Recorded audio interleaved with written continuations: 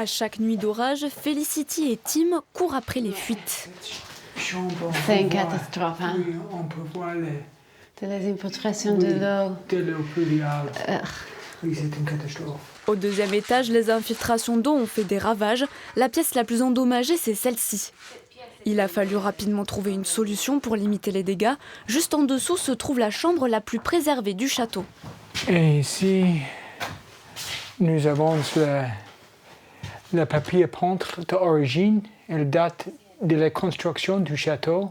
C'est magnifique. Fabriquée par les ateliers du Réveillon à Paris, cette tapisserie est le seul exemplaire qui existe encore en France.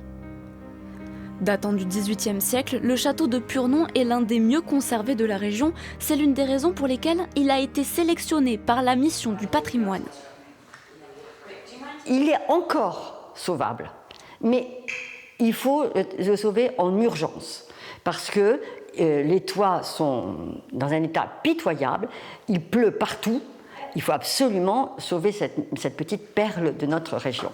Felicity et Tom ont déjà financé une partie des rénovations, mais il reste encore toute la moitié ouest de la toiture à refaire. Je viens de voir que le bas, toutes les ardoises sont déjà tombées et on peut voir le charpente en fait.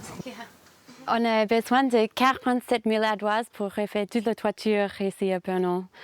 Donc c'est un travail énorme pour restaurer la toiture. Il faut attendre encore 1 an pour la terminer. Une aventure pour ce couple australien passionné par l'histoire de France. Ils sont soulagés d'avoir été retenus par la Fondation du patrimoine. Après la première étape de travail d'urgence, le château sera sauvegardé. Et ça, c'est grâce à la mission Stéphane Bern et grâce à la Fondation du patrimoine. Les tirages du loto du patrimoine débutent en septembre. L'argent récolté servira à refaire la moitié de la toiture. Purnon pourra ainsi retrouver sa splendeur d'antan.